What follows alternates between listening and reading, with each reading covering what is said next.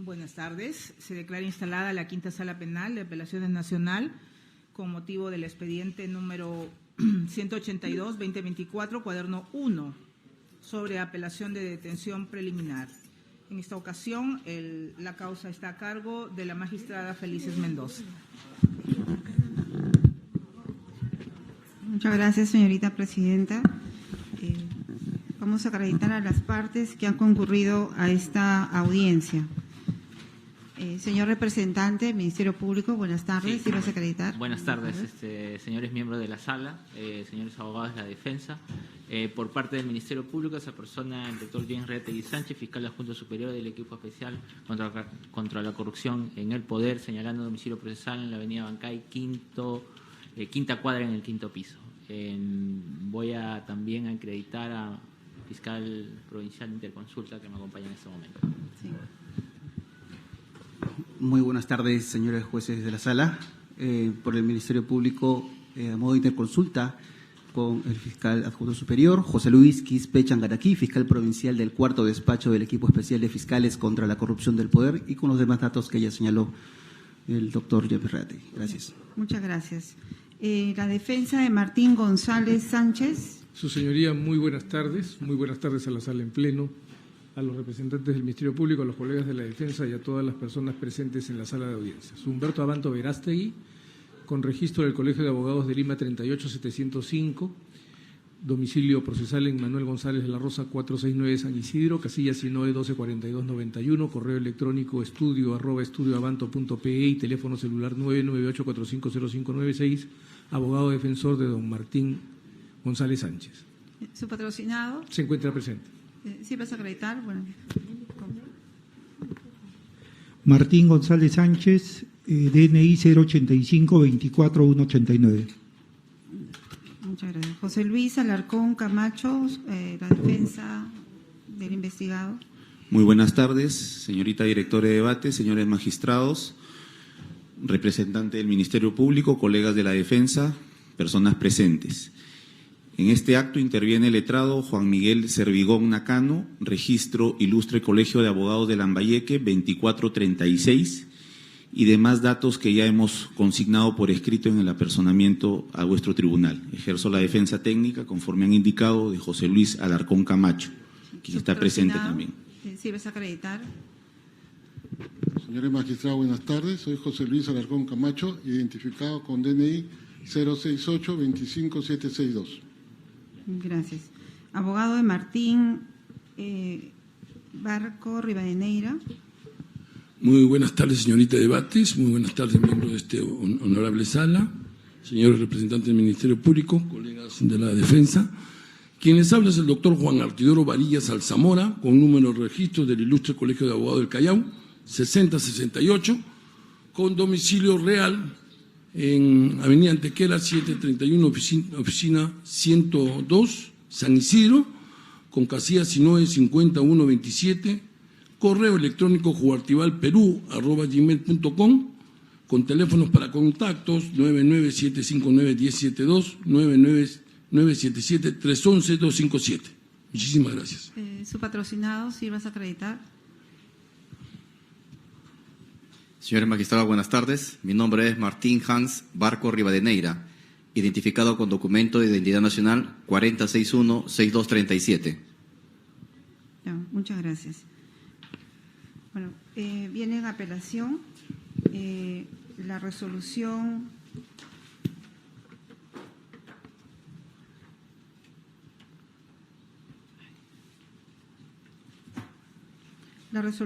número 1 de fecha 23 de abril del presente año, que declaró fundado en parte el requerimiento presentado por el representante del Ministerio Público del cuarto despacho de investigación del equipo especial de fiscales contra la corrupción del poder sobre detención preliminar judicial hasta el plazo máximo de 10 días naturales de los 3 investigados antes citados, Martín González Sánchez, Hans Barco Rivadeneira y José Luis Alarcón Camacho. Contra esa resolución han interpuesto recurso de apelación la defensa de los 3 investigados, a quienes les vamos a conceder a cada uno 7 minutos y 3 minutos de réplica. Señorita secretaria, dé cuenta si hay algún escrito que ha ingresado. Sí. Buenas tardes, señorita presidenta de la sala y miembros de la Quinta Sala Penal de Apelaciones Nacional, demás sujetos procesales en la presente audiencia. Respecto a los escritos ingresados, se puede advertir del Sistema Integral de Justicia que existen 5 escritos pendientes.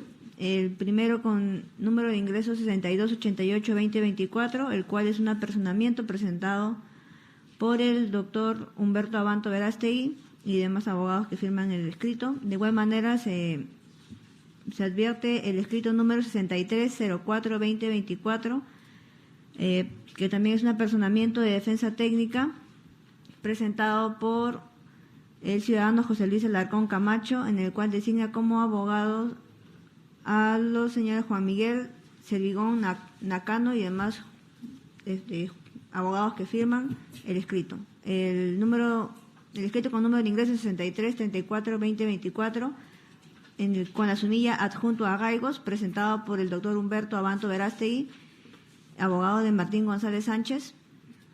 El escrito con número de ingreso 6344-2024, con la sumilla lo que se indica, también presentado por el doctor Humberto Abanto Verástegui. Y el escrito con número de ingreso 6340-2024, con la sumilla lo que indica, presentado por la Fiscalía Superior del Equipo Especial de Fiscales. Esto en cuanto tengo que dar cuenta, señorita magistrada. El escrito donde designa al doctor Abanto. Doctor Abanto, ¿usted ha habido cambio en la defensa? ¿Siempre ha sido...? Acabamos de asumir, su señoría. Ya, está subrogando Martín González Sánchez. ¿Usted está subrogando al anterior abogado defensor? Sí, señorita. Ya, entonces se dispone se tenga presente el escrito presentado. En cuanto al otro abogado defensor que designa... Es el doctor Martín González Sánchez, designó igual el doctor Humberto Abanto, la doctora Graciela Arce, Manuel Ibáñez Vizcarra, Gerardo Sergio Mesa y Wabel George Ortiz Echevarría. Bueno, a los escritos presentados que se están dando cuenta y estando presentes los abogados defensores, se dispone se tenga presente. Hay un escrito también que ha ingresado mediante el cual adjunta documentación. Hay una ficha RUC, se dispone se ponga en conocimiento del Ministerio Público por cuanto solicita se tenga presente en la audiencia de apelación. ¿Lo ha tenido a la vista, señor fiscal? No. Señorita secretaria. Sí. Y asimismo se pone en conocimiento de los abogados defensores que el representante del Ministerio Público pone a disposición los actuados en las actuaciones de las diligencias preliminares, en la cual adjunta las providencias. Se pone en conocimiento también de los abogados defensores. Sí. Y se dispone se tenga presente para su providencia respectiva. Señor fiscal, ¿algo tiene que señalar en relación a los documentos presentados? Sí, en relación al documento presentado por esta Fiscalía, es en relación a las providencias que se han realizado desde el inicio de las investigaciones y de los elementos de convicción que se van encontrando en estos días en la cual están detenidos, ¿no? Eso sí. Se ha puesto en conocimiento. ¿Hay alguna oposición en relación al documento presentado por la defensa? No, ninguna. Ninguna. Ya. Entonces se pone en conocimiento el abogado defensor que el documento presentado, si tiene relación con lo que se ha debatido en primera instancia, se va a ser valorado, pero si es un documento que no tiene relación directa, no va a ser tomado en cuenta.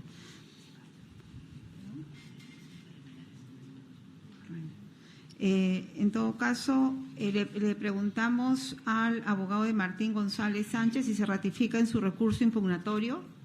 Sí, su señoría, íntegramente. José Luis Alarcón Camacho, ¿se ratifica en su recurso impugnatorio? el abogado de Martín Barco Rivadeneira se ratifica en su recurso impugnatorio. Entonces vamos a concederle 7 minutos al abogado defensor de Martín González Sánchez. Por favor, le pedimos que tenga en consideración los minutos que le estamos concediendo, porque ese mismo tiempo se le va a conceder al representante del Ministerio Público. Invitamos al abogado defensor. Su señoría, voy a ser monográfico, por lo tanto iré al punto y sobre el punto. Hemos interpuesto el recurso de apelación con una pretensión revocatoria sin perjuicio de que la Sala ejerza su poder nullificante. Los fundamentos son muy sencillos. La imputación es esta. Mi defendido, como director general de la DIGIMIN, se habría aprovechado de dicha posición funcionarial para consolidar vínculos con funcionarios y servidores públicos del sector del interior con los cuales habría coordinado para acceder y filtrar información sensible y confidencial en favor del expresidente Pedro Castillo Terrones. ¿Qué funcionarios? Al parecer no se lo dijeron al juez. ¿Qué servidores? Al parecer el requerimiento tampoco se lo decía al juez. Hay aquí lo que en argumentación se llama vaguedad e imprecisión. Basta con decir funcionarios y servidores para establecer una sospecha razonable de la comisión de un delito. Ahí hay un primer tema que la defensa plantea. Y luego se apela a otra fórmula vaga e imprecisa, información sensible y confidencial. ¿Qué información? ¿Y cuál era su carácter de sensibilidad y de confidencialidad?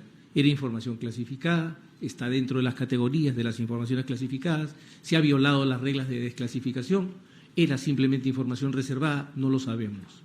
Y al parecer el señor juez tampoco lo supo.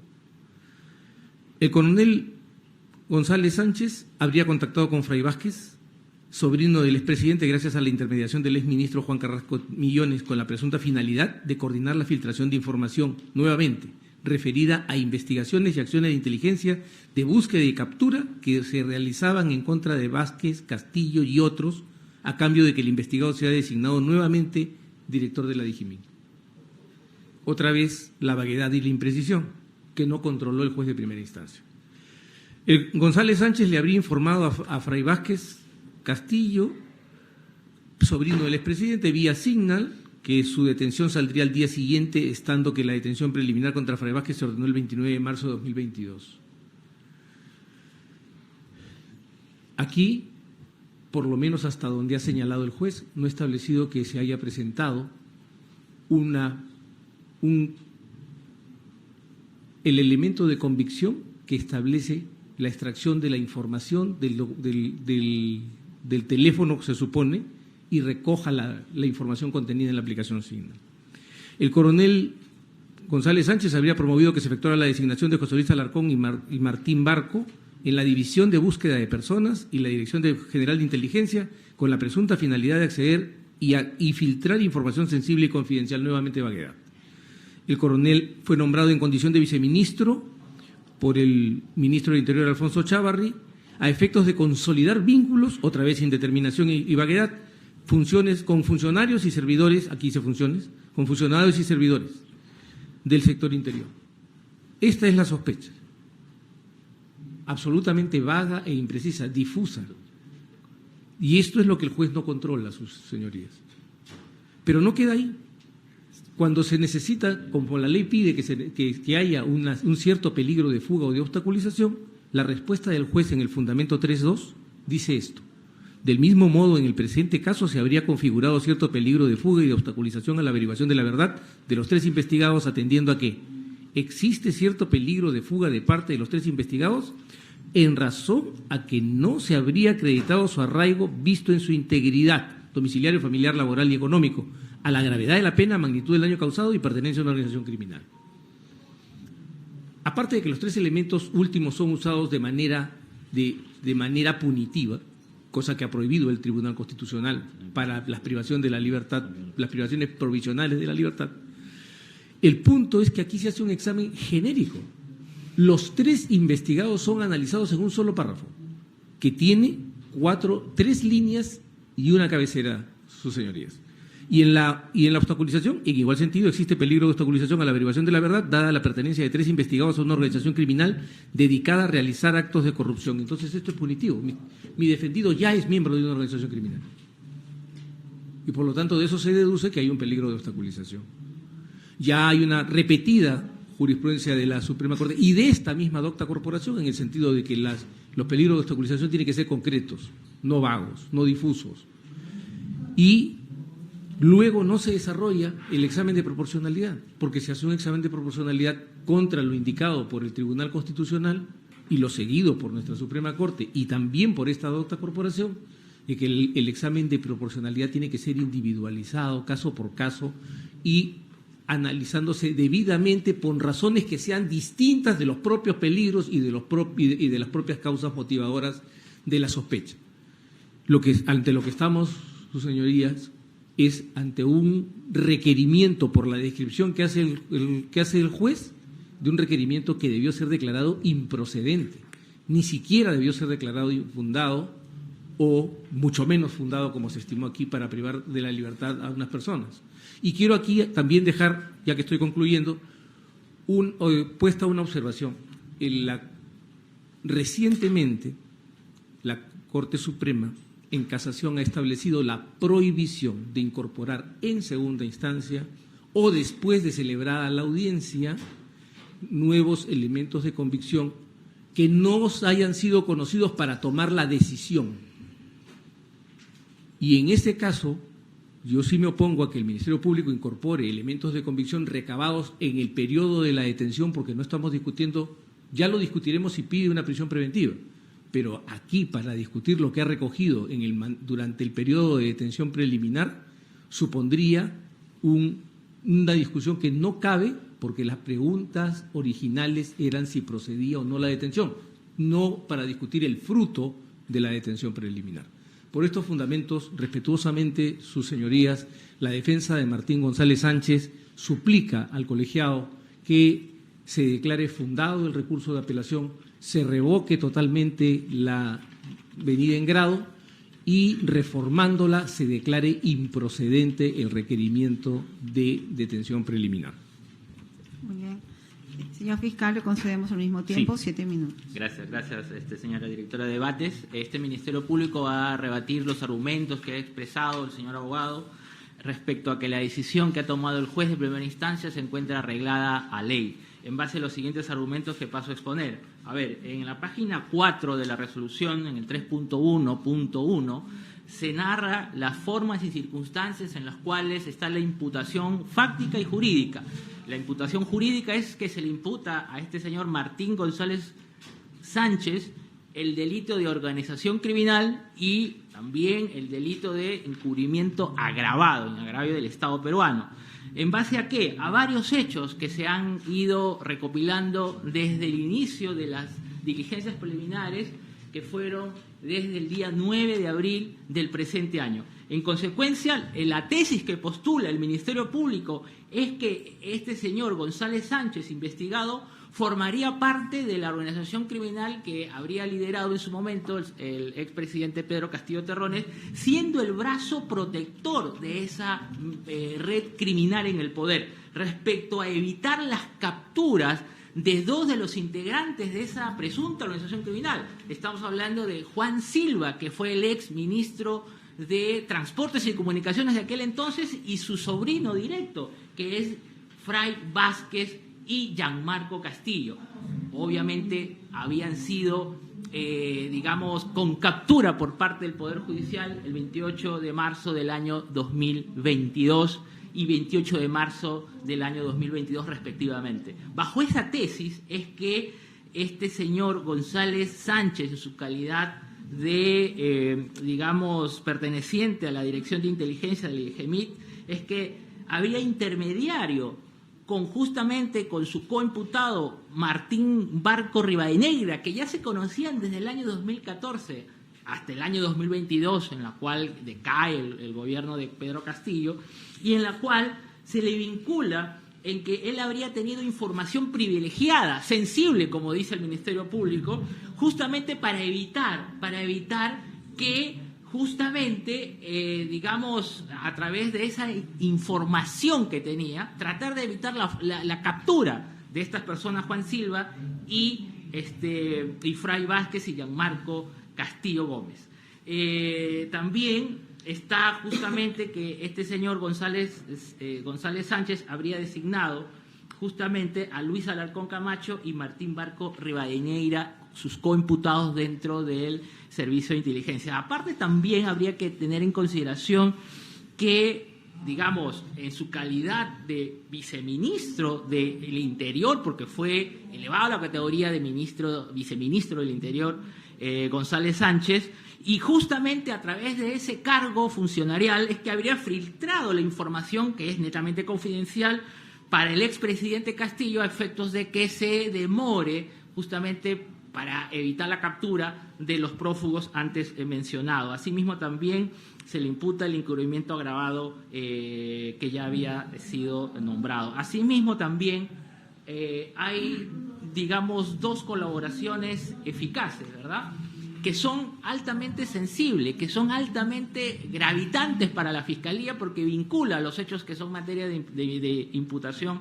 en relación a las sospechas plausibles, que es lo que indica el artículo 261. Primero es que existen dos colaboraciones eficaces. La primera es el colaborador eficaz 18-2024 y el otro es con el colaborador con identidad develada, que es Fray Vázquez, en la cual vincula funcionalmente a todos los que habían laborado, y justamente a este señor González Sánchez en la DIGEMIN.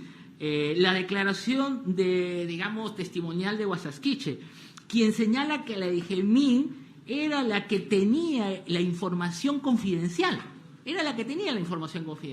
Entonces, justamente a través de los días que se están, digamos, deteniendo, se va corroborando esta información. Aunado a eso, señores miembros de la sala, que hay razones plausibles, no se necesita sospecha grave, solo se necesita sospecha, digamos, reveladora mínima, ¿no? Lo que dice la jurisprudencia.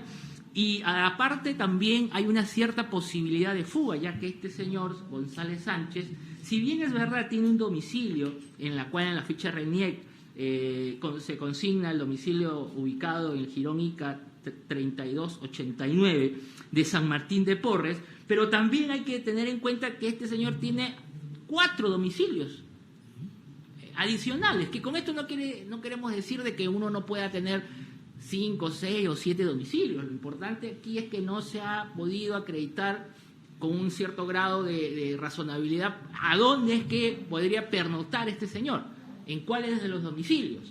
Más aún teniendo en consideración que con respecto al arraigo al arraigo familiar, si bien tiene 3 hijos y todos son mayores de edad, con lo cual consideramos de que no habría una dependencia económica del imputado en relación a su prole, ¿verdad? Y que obviamente en cuanto a la magnitud del daño causado, la información que ha tenido el juez de investigación preparatoria para dictar la medida es que justamente este señor Martín González Sánchez, en su calidad de integrante de la presunta organización criminal, habría actuado por encargo del expresidente Pedro Castillo Terrones, en la cual habría gestado ese brazo protector para los canales de inteligencia del Ministerio del Interior y así servir a la organización criminal respecto a estos 2 integrantes de la misma.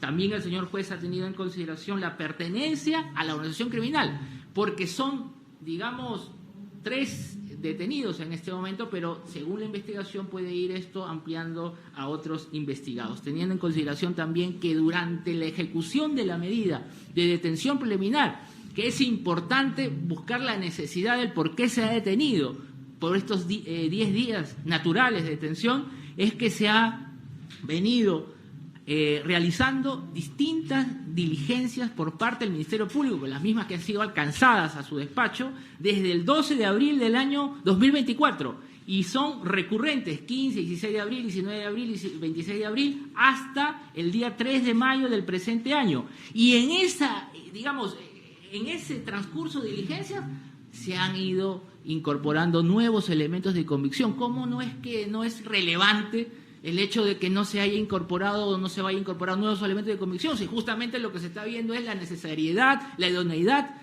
Y la proporcionalidad de la medida, necesitándose la presencia física del imputado en estos 10 días, con lo cual consideramos que es relevante que se siga manteniendo la detención preliminar a efectos de poder ir recabando mayor información, ya que es progresiva la misma. Gracias.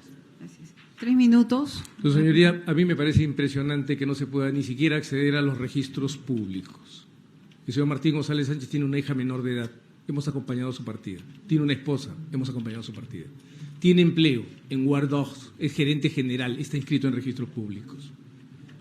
El señor tiene arraigo domiciliario, la pluralidad de domicilios está en el Código Civil, ese es un tema que ya se ha dilucidado claramente en la Corte Suprema y en esta misma alta corporación. El punto no es que yo detengo porque quiero ver qué voy a obtener. El punto es que yo detengo porque concurren las reglas de la ley, porque la regla general, lo dice el Comité de Derechos Humanos en la Observación General 35, la regla general es la libertad, la excepción es la privación de la libertad. Para que esta excepción se dé, se requiere que haya licitud entendido como causas previstas en la ley y un procedimiento también previsto en la ley, y no arbitrariedad entendido como protección contra la imprevisibilidad, la injusticia, el abuso, la falta de proporcionalidad, la falta de necesidad, etcétera. Entonces, este punto es central. Ni siquiera se tiene información completa acerca de la persona a la que se está investigando, o se les entrega a ustedes información incompleta deliberadamente. Por otro lado, sigue la vaguedad. Y además hay algo más.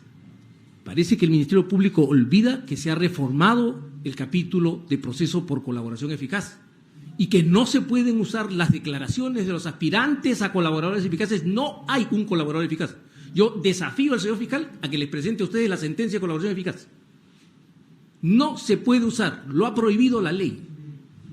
Y yo supongo que el señor fiscal recuerda su condición de garante de la legalidad. No se puede usar las declaraciones no corroboradas. ¿Por qué? Porque tuvimos una terrible experiencia con el terrorismo, recordarán sus excelencias, sus señorías, cuando terroristas señalaban o se indicaban a personas que terminaron condenadas y tuvimos que hacer una comisión presidida por el padre Lancier para sacar a más de 300 personas condenadas injustamente por delaciones malsanas. Sus señorías, el punto aquí central es, ¿hay una sospecha plausible? Ahí está la vaguedad de la imputación. Información sensible. El señor, como jefe de la DIGIMIN y después como viceministro, tuvo acceso a información confidencial. Sus señorías, discúlpenme. La Dirección General de Inteligencia del Ministerio del Interior trabaja todos los días con información clasificada. Por eso es un órgano del Sistema de Inteligencia Nacional. Decir que un jefe de la Dirección de Inteligencia maneja información confidencial es un pleonasmo. Tiene que manejar con información confidencial. Lo que tienen que decirnos es cuál de esa información confidencial fue trasegada ilegalmente. Y eso es lo que no se dice. Se apela a la vaguedad y la imprecisión. La defensa, sus señorías, mantiene su petición de que se estime el recurso de apelación. Gracias. Gracias, señor fiscal. 3 minutos. Sí, gracias. Muy brevemente, acá no se está cuestionando la labor funcionarial del imputado como jefe de la DIGEMIN y después como viceministro del Interior de la cartera de control interno, control de seguridad, de orden interno, si no me equivoco. Eso no está en discusión. Lo que está en discusión es que bajo su cargo o función lo ha utilizado bajo la tesis de la inteligencia en la sombra, ¿no?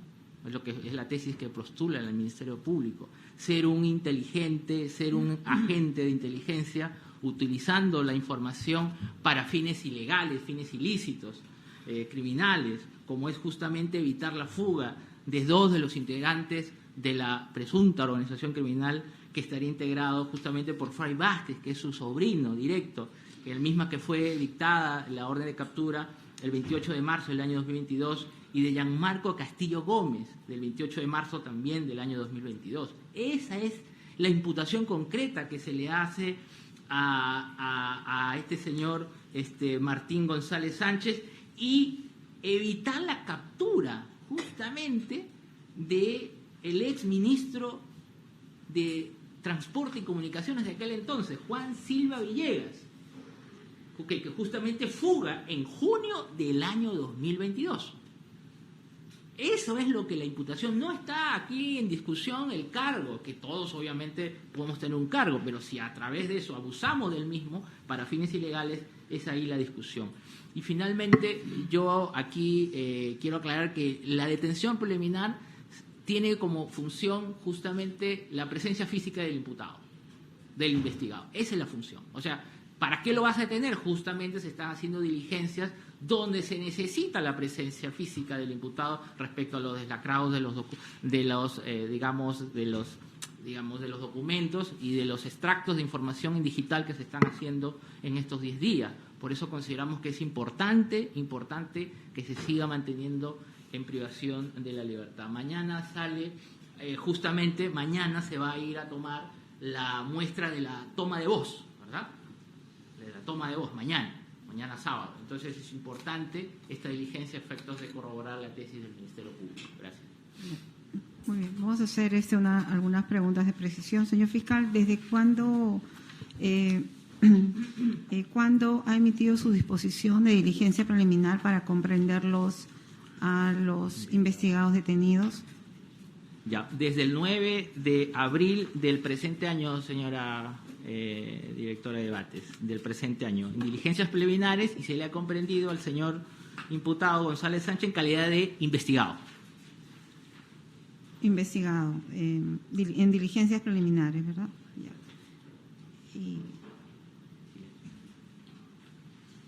Y los actos urgentes e inaplazables que requiere realizar para tener una mejor elementos de convicción e imputación,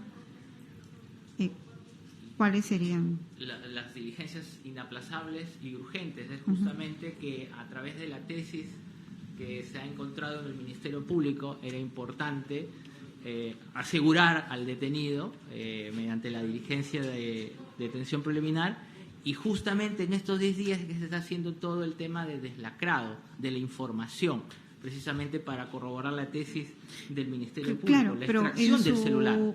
Ustedes lo comprenden como integrante de una organización criminal, pero con donde está involucrado más funcionarios. Más, claro. Más funcionarios. Sí, pero ¿a qué se debe esa relación de él como parte de la organización criminal? ¿Cuál es su investigación? Su rol. El rol de él sí, es el que tiene, es justamente de filtrar información sensible a través de su cargo de director de inteligencia del IGEMIN. Ese es el rol.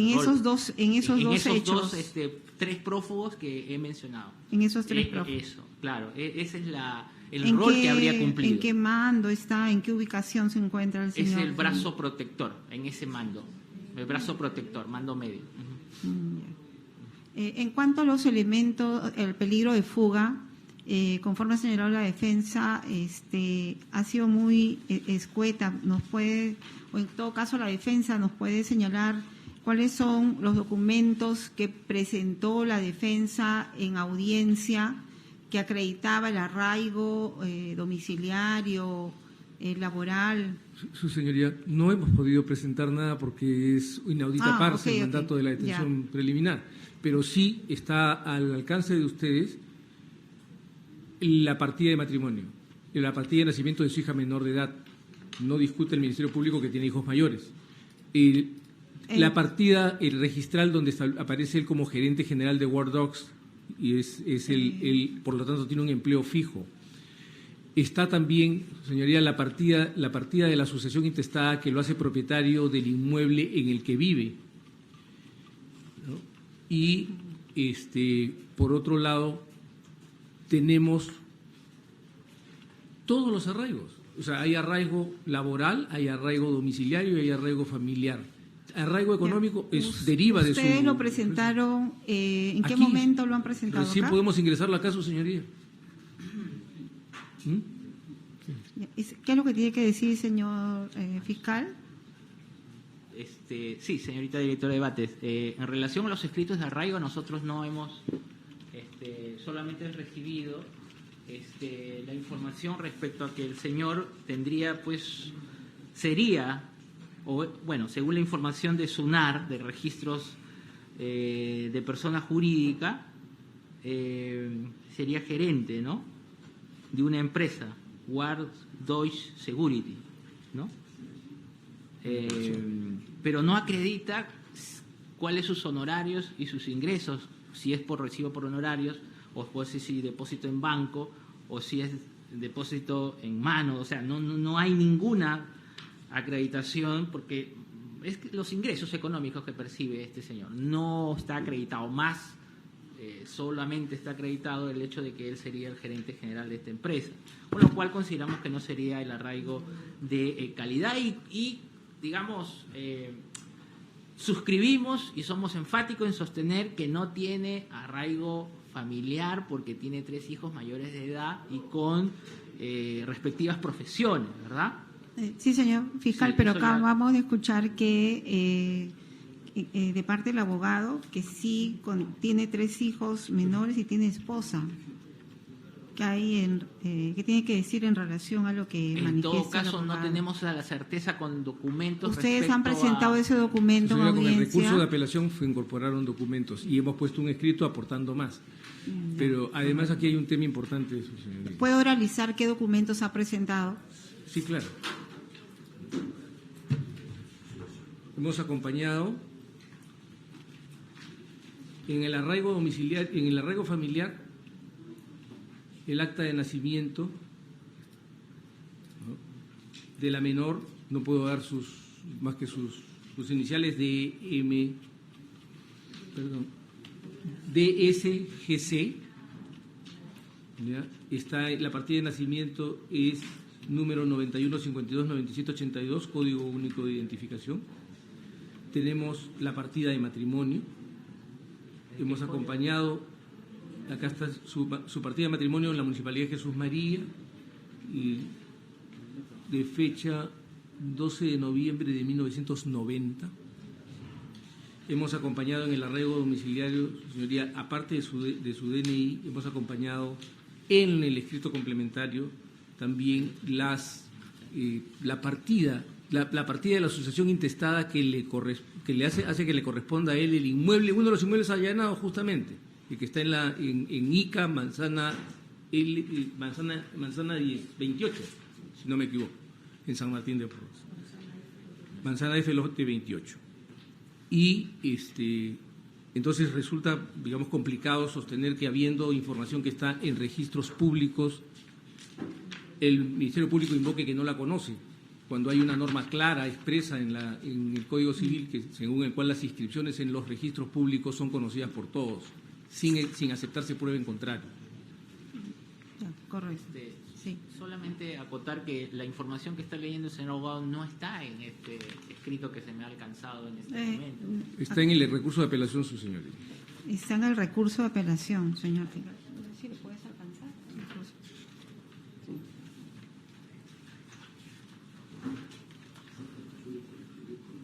Y me falta agregar una cosa que se ha olvidado también anotar, y es que el señor Martín González Sánchez es coronel retirado de la Policía Nacional, y si tiene alguna duda sobre ingresos, yo hasta donde recuerdo, este mes también se ha pagado la pensión de jubilación de los policías retirados. Gracias, señor. ¿Alguna pregunta, señorita presidenta? Ninguna. ¿Tiene algo que decir, señor, el investigado Martín González Sánchez? Sucintamente, ¿está conforme con la defensa de su abogado defensor? ¿Quiere agregar algo? Señorita magistrada, sí estoy conforme con la defensa de mi abogado, pero además quiero precisar algo. Yo he sido funcionario público 36 años. El marco temporal del señor fiscal es del 9 de abril a la fecha de mi detención, que es 26 de abril. Pero resulta que yo no ejerzo cargo público desde hace 2 años. Mi último cargo público fue el 28 de mayo del 2022 y se me imputa la fuga del señor Silva, que se realizó, según todos tenemos conocimiento, el 9 de junio, es decir, cuando yo ya no era funcionario público y cuando yo ya estaba realizando actividades privadas.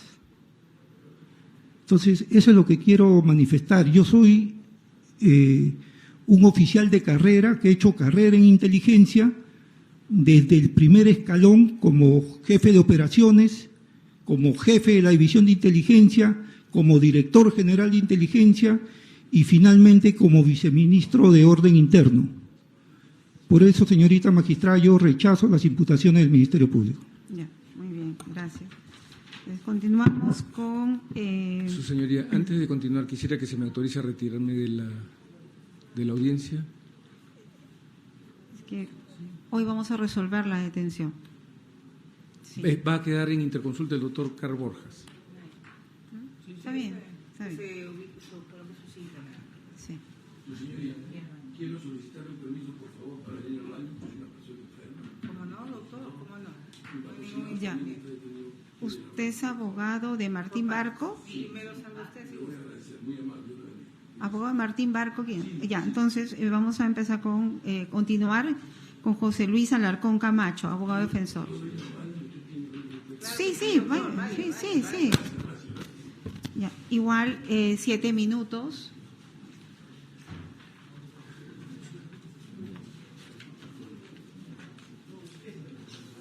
Señores abogados, por favor, estamos en audiencia. A ver si nos sentamos, ¿ya?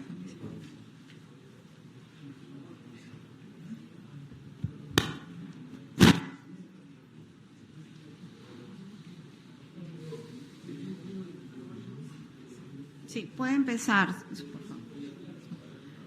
Muchas gracias, señorita directora de debate, señores magistrados. Considerando la explicación de hechos que ha realizado mi colega, el doctor Abanto, voy a centrarme en los errores generadores de agravio que contiene la resolución emitida por el juez Acubo. El primer error generador de agravio se circunscribe al peligro procesal. Señala en el folios 96 de la resolución: en el presente caso se habría configurado cierto peligro de fuga y de obstaculización a la averiguación de la verdad de los 3 investigados. Nuevamente, imputación genérica, atribución de peligrosismo genérica. Atendiendo a que 3.2.1 no se habría acreditado su arraigo visto en su integridad, domiciliario, familiar, laboral y económico, a la gravedad de la pena, magnitud del daño causado y pertenencia a una organización criminal. Es lo único que señala respecto al peligro procesal. Y hay un segundo error generador de agravio que se invoca en el recurso de apelación 3.2.2 contenido en la resolución. Existe nuevamente cierto peligro de obstaculización a la averiguación de la verdad dada la pertenencia de los 3 investigados a una organización criminal dedicada a realizar actos de corrupción, no dice cuáles, debido al funcionamiento sincronizado de sus miembros para su fin criminal. Suena agradable tal vez escribir ello, pero sin ningún soporte probatorio mínimo. Y acá hay algo interesante que no se ha abordado. Miren ustedes. Este es un caso interesante porque permite que vuestro tribunal emita un pronunciamiento en recurso de apelación analizando un tema, cómo se debe abordar un caso donde recién iniciadas las diligencias preliminares se declara en la misma disposición de inicio de diligencias preliminares el secreto de la investigación, es decir, el investigado no conoce de la investigación, se levanta el secreto de la investigación y se dispone la detención preliminar. Esta disposición de inicio de diligencias preliminares y secreto de investigación es la disposición 1 del 9 de abril del 2024, hace pocos días, menos de un mes. Con fecha 9 de abril se dispone el inicio de diligencias preliminares, se dispone el secreto de la investigación, diligencias que deberían durar 120 días contra los que resulten responsables, esto es, vencerían recién el 7 de agosto de este año. Sin embargo, mediante disposición 4 del 26 de abril se levanta el secreto de la investigación y inmediatamente días antes, mediante resolución 1 de fecha 23 de abril, se ordena la detención preliminar por 10 días y mi patrocinado José Luis Alarcón Camacho desconocía de la investigación era imposible que él pueda fugarse o desplegar una conducta de obstrucción probatoria respecto de esa investigación de la cual él evidentemente desconocía. Y en la disposición que levanta el secreto de la investigación se da una situación también importante para el pronunciamiento.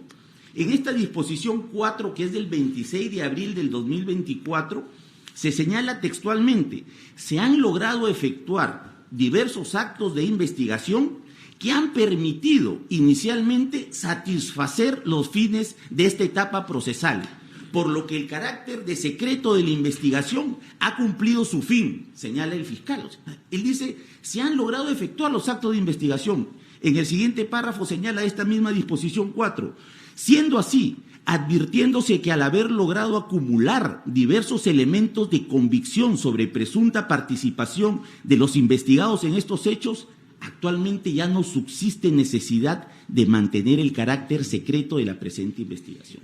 Entonces, el propio representante del Ministerio Público, que es uno solo, acá es un fiscal superior, pero el Ministerio Público es uno solo, ha establecido categóricamente que en este caso concreto se ha logrado acumular diversos elementos de convicción sobre la presunta participación de los investigados que habrían satisfecho ya los fines de esta etapa procesal. No subsistía la necesidad de mantener el secreto.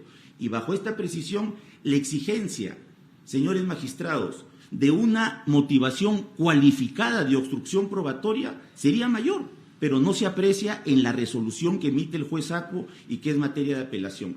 Debo referirme brevemente a la resolución de esta propia sala, de esta propia Sala Penal Nacional en el expediente 299-2017, cuaderno 30, sobre la motivación reforzadas en la detención preliminar judicial. Obliga a potenciar el rol del juez de la investigación preparatoria, que es un juez de garantía, una fundamentación reforzada.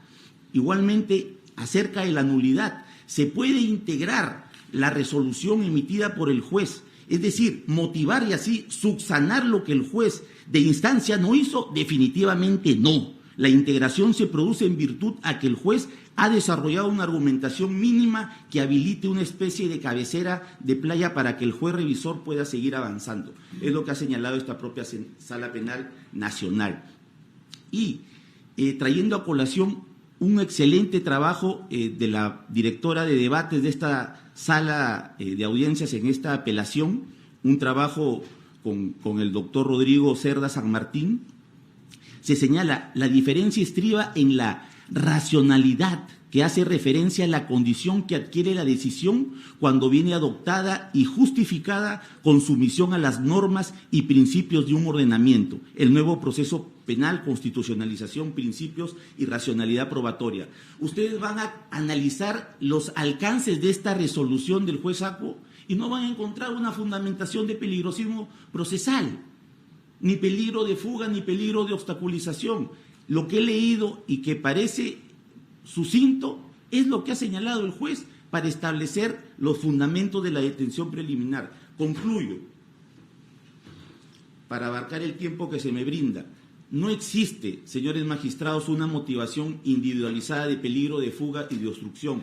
No existe una motivación cualificada de por qué habría peligro procesal si la investigación era secreta y José Luis Alarcón Camacho no tenía el mínimo conocimiento de la investigación. Me pregunto, ¿se puede fugar, obstaculizar la recaudación probatoria cuando el ahora investigado desconocía la investigación? Definitivamente que no. ¿Se puede integrar motivación vía subsanación de la resolución cuestionada cuando no hay motivación? Tampoco. Y algo importante que preguntaba la directora de debates, ¿cuáles son los actos urgentes e inaplazables que habría?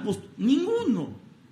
El fiscal superior ha tratado de esbozar en este momento algún ensayo de argumentación, pero no hay ninguno. No han postulado ningún acto urgente inaplazable que se deba practicar. Tal es así que señala el representante del Ministerio Público que mañana van a practicarse cierta diligencia. Lo cierto es que en estos 10 días, y he estado presente desde el día 1, se han venido aplazando una serie de diligencias, señores vocales, sobre pretexto de dilaciones. Ni siquiera nos dan acceso a la lectura. Ni siquiera nos dan acceso a la lectura como para prepararnos ante un eventual pedido de prisión preventiva que sabemos van a formular. Por estas razones, señores magistrados, solicitamos se declare fundado el recurso de apelación que se orienta a la nulidad de la resolución del juez Acuo. Gracias. Señor fiscal, igual tiempo, 7 minutos. Gracias, señora directora de debates. A ver, la imputación que se le hace a este señor imputado José Luis Alarcón Camacho es que habría, en su calidad de jefe de la DIRBUS, en el año 2022, había filtrado información sensible para beneficiar a la organización criminal Red Criminal en el Poder, desde el año 2022, liderada por el expresidente Pedro Castillo. La otra tesis fáctica que maneja el Ministerio Público es que este señor habría mantenido reuniones con el coronel, con su coimputado, Martín González Sánchez y Jorge Casanova Cubas, es otro miembro, policial, y en base a eso habría obtenido la información respecto a la fuga que se hizo en junio del ex ministro de Transporte y Comunicaciones Juan Silva y de sus sobrinos Fray Vázquez y Gianmarco Castillo Gómez, que se produjeron en marzo del año 2022 y que no se produjo la inmediata captura de los mismos. Asimismo, también se le ha imputado a este señor que requería a los agentes de inteligencia, Luis Guevara y Walter Uceda, para que brinden información relacionada a la captura fallida, que no se había realizado, del prófugo Juan Silva, justamente para deslindar cualquier tipo de responsabilidad penal y administrativa ante la superioridad de la Policía Nacional del Perú y ante el Ministerio del Interior. Asimismo, también habría que mencionar, señores jueces, respecto a la cierta posibilidad de fuga, que en este momento no tenemos ningún documento, instrumento que nos pueda permitir, al menos, avisorar que este señor se va a quedar justamente para que no se sustraiga de la acción de la justicia. Lo único que se tiene claro es que tiene 2 inmuebles, ubicado uno en Santiago de Surco y el otro también en el distrito de Surco, y que es padre y que tiene 2 hijos, ¿verdad? Pero que no se tiene información respecto a la dependencia económica con respecto a su prole. Esa información no se tiene. Si bien es verdad, actualmente este señor viene trabajando como jefe de la DIRBUS en este momento, ¿sí? No tenemos exactamente qué datos, certeros. Tenemos que tener en cuenta efectos de que no estaría utilizando ese cargo también para otros fines, no tenemos esa certeza.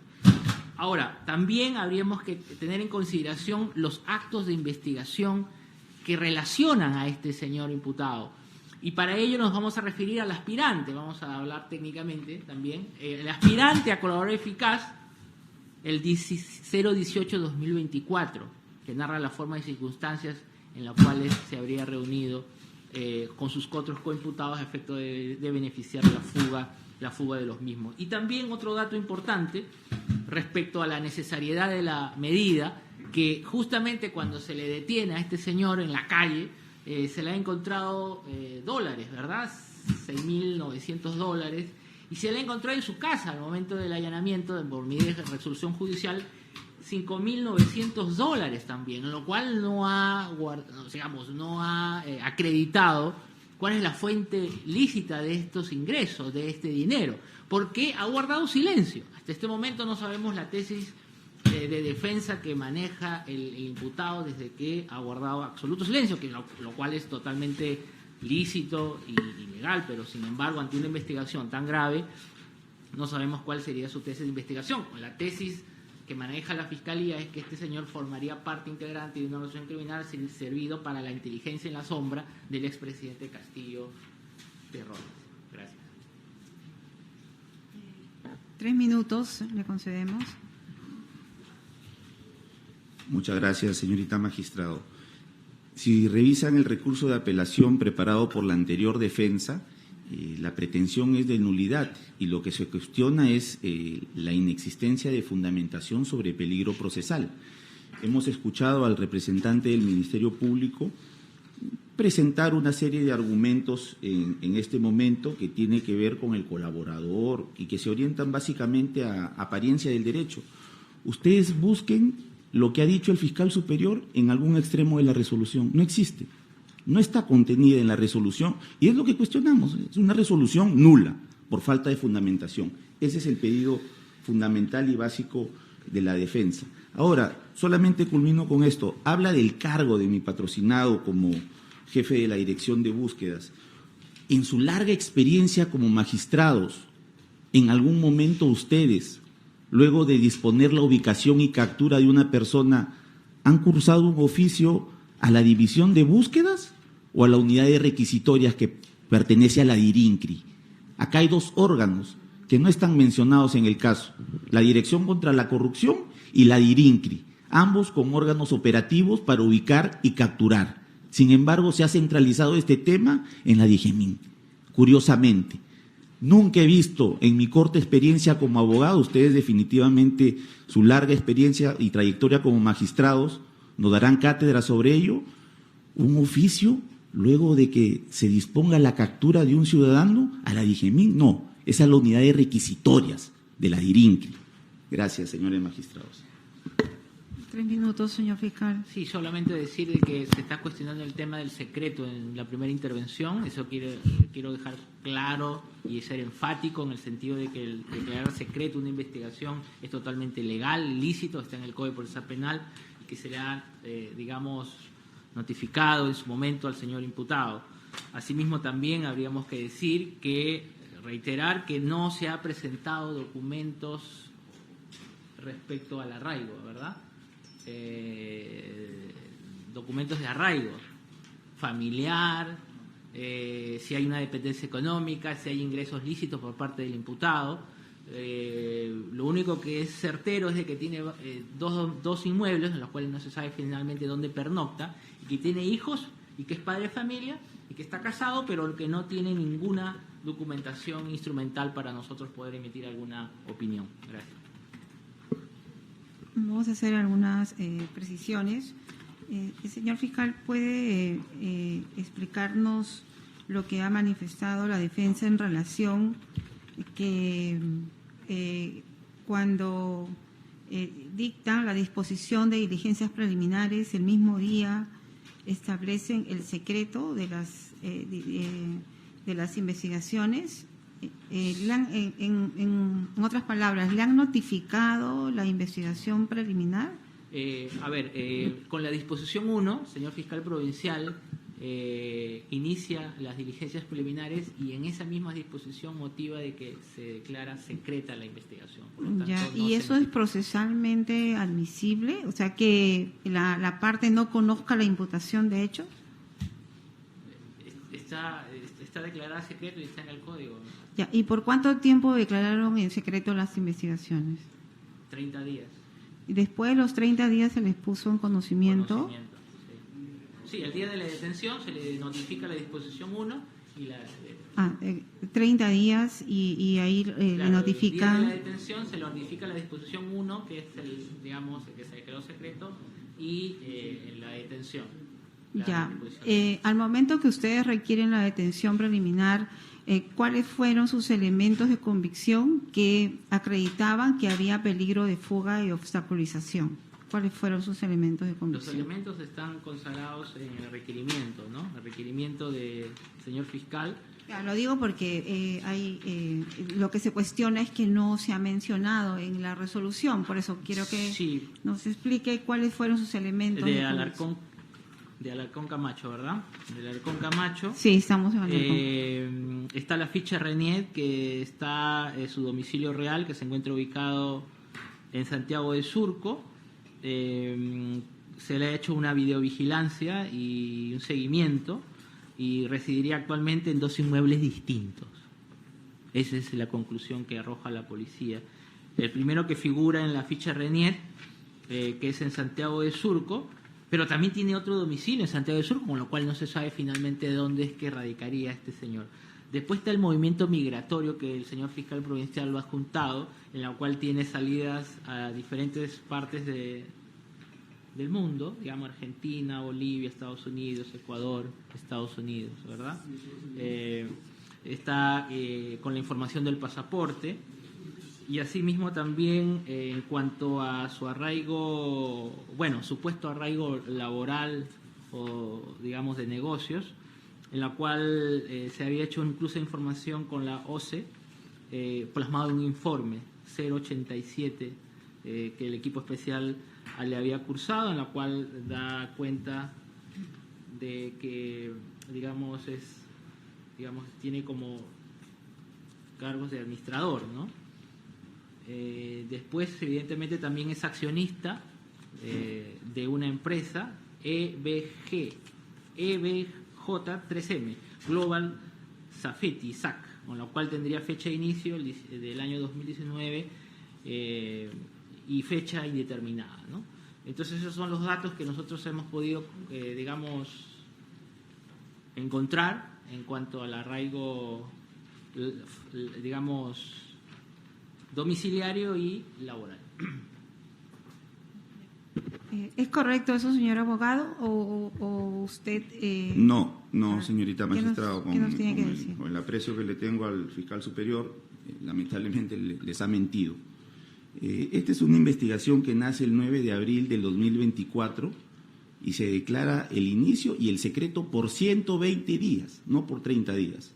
No es que se haya dispuesto el secreto por 30, es el inicio de diligencias y secreto por 120 días.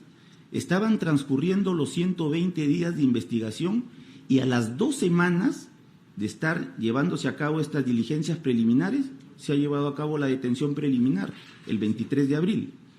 Y ha sido 3 días después de haberse capturado a los señores y detenidos vía detención preliminar que recién se ha levantado el secreto, el 26 de abril.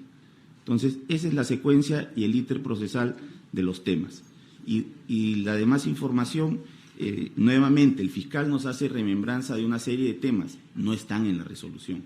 O sea, la Fiscalía puede haber planteado su requerimiento de una serie de temas. Pero me refiero, usted ha presentado documentos que acreditan el arraigo laboral, domiciliario. La anterior defensa, señorita magistrado, porque nosotros eso hemos asumido ya la defensa en segunda instancia en apelación, ha hecho referencia a hechos notorios, a información pública, que es que el señor ejerce un cargo público porque ha sido detenido como coronel en ejercicio de sus funciones. Hay información pública de RENIET de su domicilio, que es en Girón Vista Alegre 791, quinto piso. Él vive en compañía de un menor hijo, de su menor hijo de edad de 10 años, su segundo hijo Rubén de 35 años, su familia. Entonces, esa información es de acceso en RENIET, es pública, ¿no? Es una persona en ejercicio de sus funciones, lo han detenido en el aeropuerto, ¿no? Ya, muchas gracias. Sí, solamente por la información, acá tengo la disposición que declara secreto, ¿no? Hay una frase que dice miente, miente, que algo queda, ¿verdad? Aquí, en la segunda, considerando, dice decretar el secreto de la investigación por el término de 60 días, contados a partir de la emisión de la presente disposición, por lo que se difiere el acto de notificación y a la vez concluido el plazo secreto deberá notificarse a todos los investigados. Eso solamente para precisar. Bueno, ya, gracias. A ver, unas precisiones. Ya, señor José Luis Alarcón Camacho, ¿está conforme con la defensa o defensor? ¿Quiere agregar algo, por favor, muy puntual? Sí, señora magistrada, sí estoy conforme con la defensa, pero quería agregar algo puntualmente. Yo sí tengo un arraigo laboral y familiar.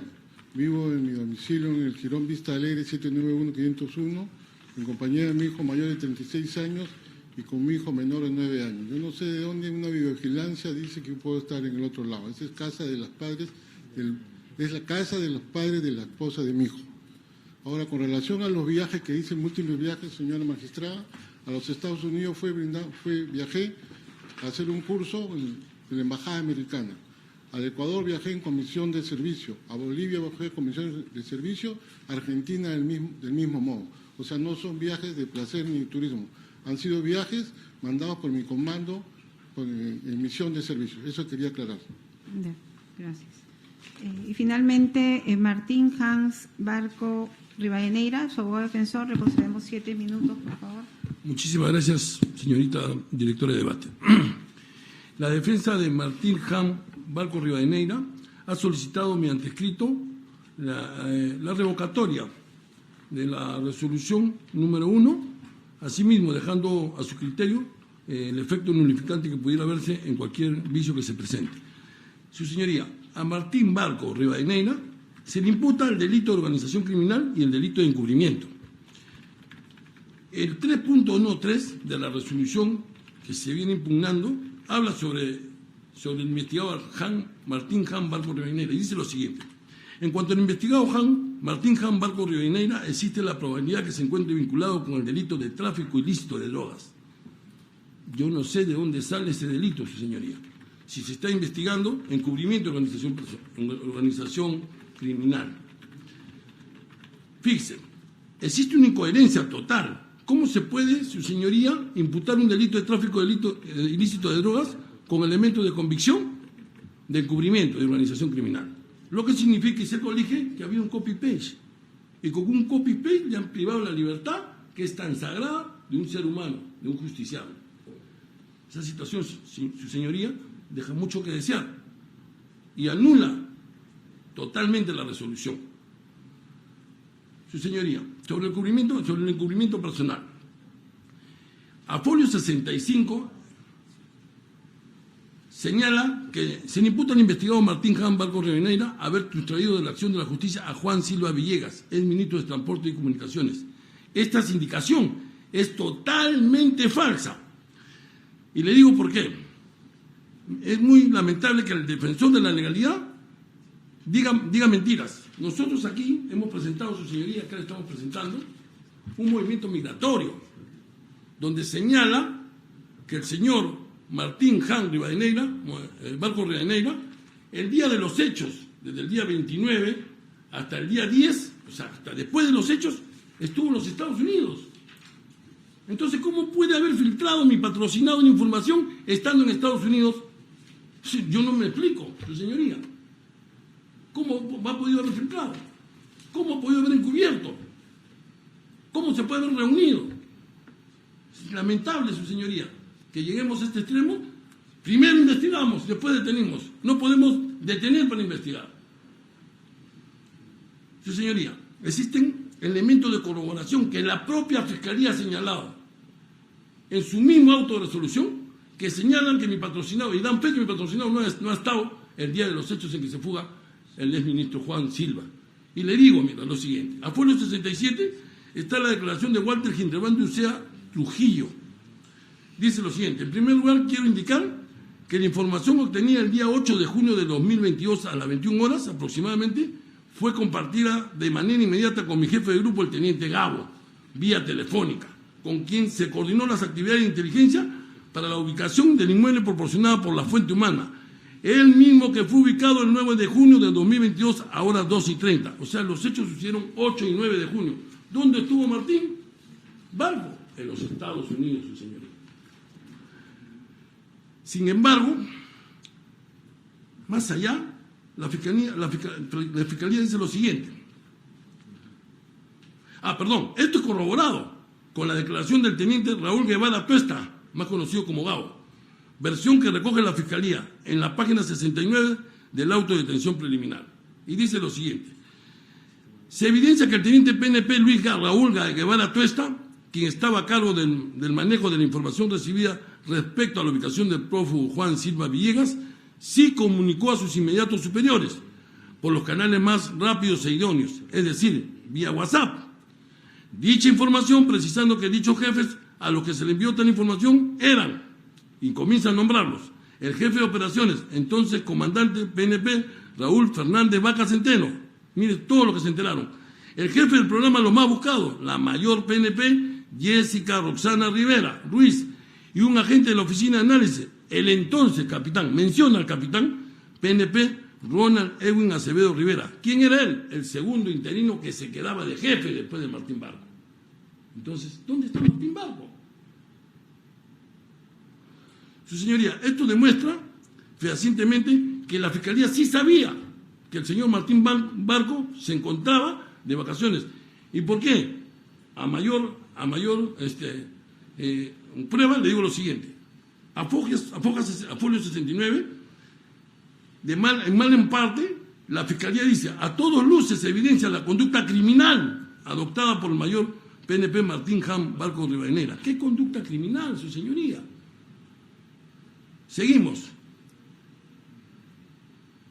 Y dice, pretende dificultar la acción de la justicia en contra del ex MTC y así contribuir con los objetivos liderados por Pedro Castillo Terrones. Mi patrocinado no conoce al presidente siquiera, es un mayor. Ahora bien, ¿por qué afirmamos nosotros que la Fiscalía, a sabiendas que Martín Barco Rivadeneira estuvo de vacaciones en la fecha 8 y 9 de junio de 2002, solicita su detención en mala parte, de manera arbitraria? ¿Por qué? Porque la Fiscalía, previo a la solicitud de detención preliminar, acopia información. Es así que solicita a la DIGIMIN información relacionada a los cargos que había ocupado desde el año 2014 mi patrocinado Martín Jan Marco Rivadeneira. Esto es así como recibe el informe 357-2023 DIGIMIN, DIN, DISBUS, de fecha 31 de octubre de 2023, el mismo que se encuentra a folios 1225 y 1235 de la carpeta fiscal, y que a su vez también fue consignado en el auto de detención preliminar, del cual estamos recurriendo. Exactamente en el numeral 2.9, en la parte final, figura que en el mes de junio el cargo del mayor Barco Rivadeneira, Martín Jan, es jefe de departamento, mes de junio, vacaciones. O sea que ya sabía la Fiscalía que estaba de vacaciones, y sin embargo pidieron la detención de mi patrocinado. Con lo que demostramos, su señoría, fehacientemente que mi patrocinado no tuvo conocimiento de los hechos en materia de la presente detención preliminar. Con relación al peligro de fuga, su señoría, no existe. ¿Por qué? Porque nosotros contamos con arraigos. Hemos presentado en la apelación, su señoría, y acá lo tengo a la mano, no solamente el movimiento migratorio. Mi patrocinado es abogado. En sus horas libres trabaja con una empresa cuántica que gana 4.000 soles. 4.000, $5.000, perdón, porque le presta servicio de asesoramiento, que no tienen punto de conflicto con la función que desempeña como oficial de inteligencia y como miembro de la Policía Nacional del Perú. Hace situaciones civiles de derecho que su profesión le permite. Está habilitado. Entonces, económicamente tiene arraigos. Tiene una familia hermosa, tiene su esposa, tiene una madre a quien también la tiene a cargo, y quien, dicho sea de paso, al verla en la televisión enmarrocado, tuvo problemas de índole porque sufre el corazón y tuvo que ser internado. Pero sobre todo, su señoría, tiene un hijo precioso, el cual se encuentra mal de salud. Este muchacho sufre de quiso emocional, que es un paso de la esquizofrenia. Y al ver a su padre enmarrocado, lamentablemente ahorita está al borde de un desquicio, su señoría.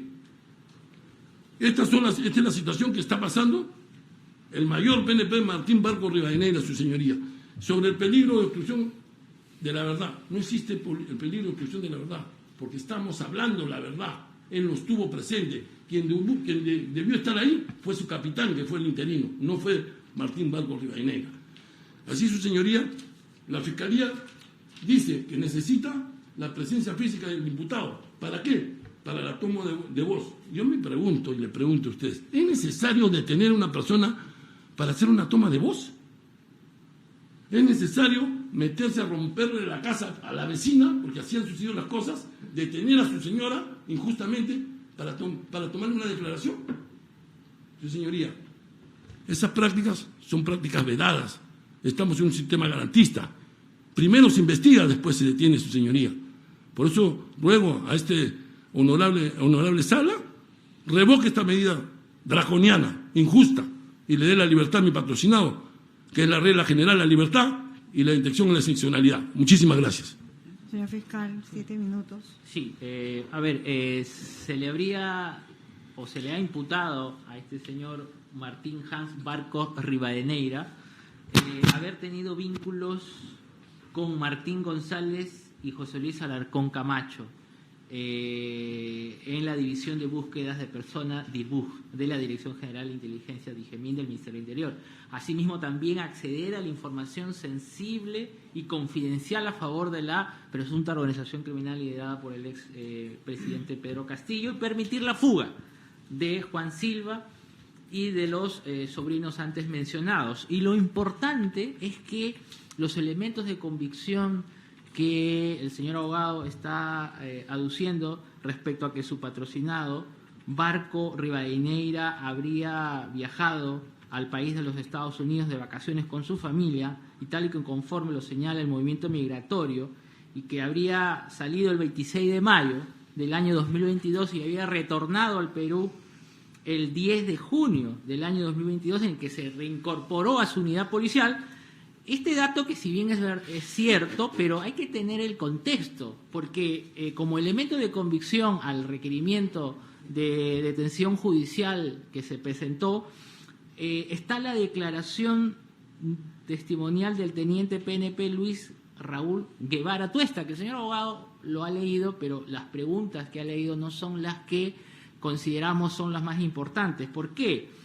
Porque este señor Guevara Tuesta, ¿qué es lo que dice? A la pregunta respecto a la vigilancia del inmueble ubicado en manzana C5, lote 35 de la organización Santa María 9, etapa de Caraballo, en la cual se encontraría Juan Silva Villegas, precisa usted si algún jefe o inmediato superior le dispuso a usted o a un personal de su cargo que se retiraran del lugar a efectos de concluir la videovigilancia. Miren lo que dice: que sí, en horas de la tarde recibí una llamada del agente Marcus, es decir, del suboficial Morón Peralta, el mismo que se me comentó que el agente turco, es decir, el brigadier Mayo Barzola, lo habría llamado preguntándole si el primero de los mencionados se encontraba en la camioneta asignada, es decir, y que éste le confirmara que era turco, en la cual le refirió que por disposición de Coco, es decir, del mayor PNP Barco Rivadeneira, alias Coco, ¿verdad?, que por disposición de Coco, mayor PNP Marcos Rivadeneira, había ordenado, esto que queremos ser enfáticos, habría ordenado que se mueva del lugar de donde se encontraba, sin ninguna razón, sin ninguna justificación, desconociendo los motivos.